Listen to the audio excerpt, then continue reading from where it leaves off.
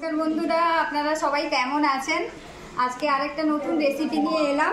গাছে প্রচুর বেল হয়েছে, গাছ থেকে বেলটা পড়ে বেলটা এরকম ফেটে গেছে। আজকে বেলের জেলি বানাবো। আপনারা বেলের শরবত খেয়েছেন, বেলের জেলি কিভাবে বানানো হয় দেখুন। বেলটাকে আগে ছাড়িয়ে নেব, বের করে নেব, এর ভেতরের কাঠটা বের করে নেব।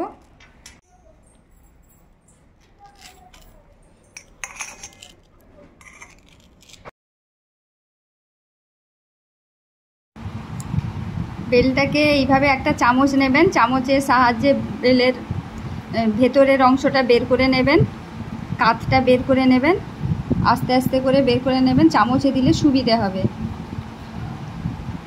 হাত দিয়ে কষ্ট হবে ছাড়াতে, কারণ বেলের গায়ে পুরো লেগে থাকে তো, তাই চামচের সাহায্যে ভালো করে এটাকে ছাড়িয়ে নেবেন। দেখুন বেলটা কত সুন্দর কালারটা, আর বেলের গন্ধে গোটা ঘরটা যেন ম ম করছে একদম। হ্যাঁ, বেলটা অনেক বড়, আর এই বেলটা এত ভালো, এর মানে একটা বেল ছাড়ালে অনেকটাই কাঠ বেরোয়। আর এই গরমের দিনে বিশেষ করে বেলটা কোথাও রোদ থেকে এসে বেলের শরবত খেতে খুব ভালো লাগে, এবং বেল খাওয়া খুব উপকার। হ্যাঁ, বেল খেলে অনেকের পেটের সমস্যা থাকলে সেটাও ভালো হয়ে যায়। হ্যাঁ, একটা বেল ছাড়াতেই কতটা কাঠ বেরিয়েছে দেখুন। এটাকে এবার জল দেব, জল দিয়ে ভালো করে চটকাবো, ভালো করে চটকে বীজগুলো আলাদা করে নিতে হবে। তো বেলটা ছাড়ালেই বেলটা অনেক শক্ত থাকে, তাই জল দিয়ে একটু এটাকে নরম করে নেব। তারপরে কাঠটা আর বীজটা আলাদা করব। দেখুন জল দিয়ে ভালো করে চটকাতে থাকবেন, আরও একটু জল লাগবে, কারণ হচ্ছিল না, খুব শক্ত লাগছিল, ওই জন্য আরও একটু জল দিলাম। জল দিয়ে ভালো করে চটকে নিলাম। এবার এই একটা বেল থেকে দেখুন অনেকটা পরিমাণে জেলি হবে, কারণ অনেক বড় বেল তো।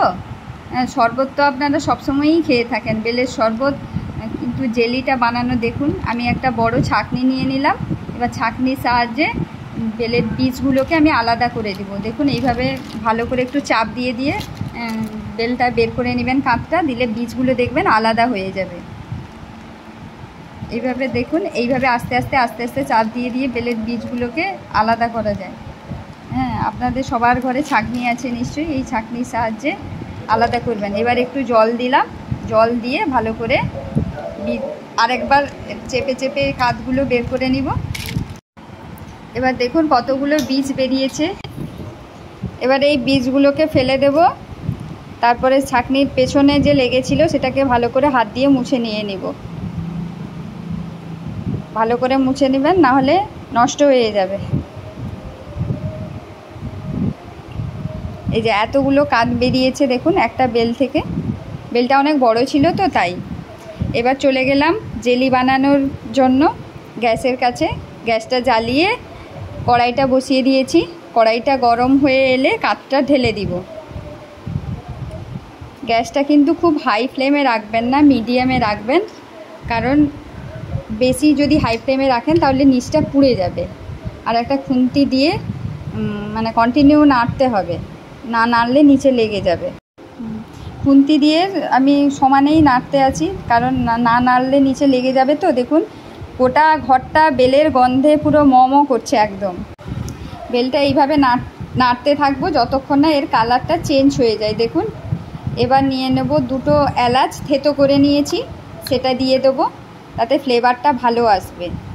এবার সেই এলাচটা দিয়ে আবার নাড়তে থাকবো যতক্ষণ না বেলের কালারটা একটু চেঞ্জ হয়ে আসবে।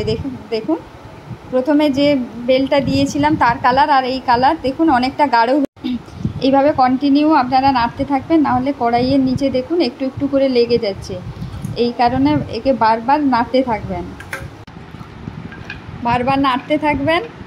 দেখুন এবারে কালারটা কি সুন্দর চেঞ্জ হয়েছে, আর কী সুন্দর গন্ধ বেরোচ্ছে, এবং আরও একটু চেঞ্জ হবে। হ্যাঁ, বেশ একটু থকথকে ভাব চলে এসছে, জেলি যেমন হয় না সেরকম একটু থকথকে ভাব এসছে। এবার চিনিটা দিয়ে দিচ্ছি। চিনিটা দিয়েও কিছুক্ষণ নাড়বো, কারণ চিনিটা বড় বড় দানা তো, চিনিটা একটু গলতে সময় লাগবে। চিনিটা দিয়েও নাড়তে থাকতে হবে কন্টিনিউ,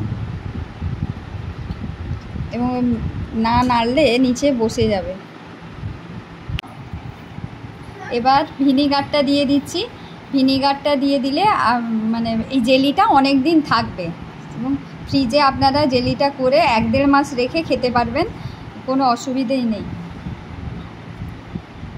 কোনো একটা জারে আপনারা এটাকে প্রিজার্ভ করে 1.5 মাস অবধি রেখে খেতে পারেন। বাচ্চা বয়স্ক সবাই খেতে পারবে। আমি আমার ছেলেকে তো ঘরে সাধারণত যেটুকু খাবার বানিয়ে দেওয়া যায় ওইটুকুই দিই। আপনার ব্রেডের সাথেও এই জেলিটা লাগিয়ে খেতে পারবেন। দেখুন একটা বাটিতে তুলে নিলাম, দেখুন কালারটা কি সুন্দর এসছে। আপনারা সবাই বাড়িতে এরকম বানিয়ে খাবেন এবং ভিডিওটা যদি ভালো লাগে তাহলে আপনারা লাইক, শেয়ার, সাবস্ক্রাইব করে দেবেন। দেখা হচ্ছে পরের ভিডিওতে।